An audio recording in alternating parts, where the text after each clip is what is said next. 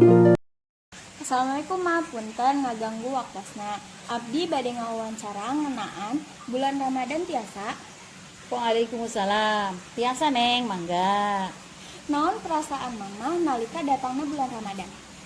Nya gumbada pisan lah, soalnya kan bulan Ramadan eta bulan penuh rahmat dan ampunan.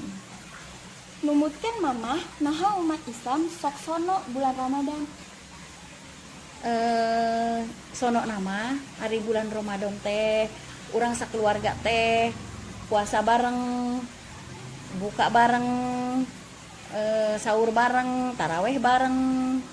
Nah, hari bulan puasa apalagi sok rame teh ya, amun sore teh aya takjil, seueur nu jualan takjil gitu. Iraha waktos buka puasa dilaksanakeun di daerah mana? Ari waktos buka puasa di daerah Karawang mah nyaeta tabuh 5 langkung 48 kirang langkungna sakitulah.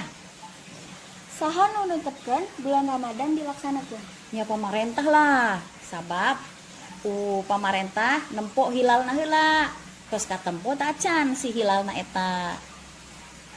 Kumaha numutkeun Mamah dina waktos Ramadan corona masih kajantenan? Nya hari Ramadan nuju emang keur corona mah nya masing-masing weh da ai corona mah da emang keur wabah, tapi kan amun puasa Ramadan mah nya urang kudu puasa, da wajib urang teh kedah puasa. Nah, yang penting urang kudu jaga kesehatan, keluar kudu nganggo masker, kudu tinggal di bumi tong kamana-mana lah gitu. Di mana Mamah ngalaksanakan taraweh dina kaayaan kos kieu? Lamun tiasa mah nya abdi sakeluarga gitu.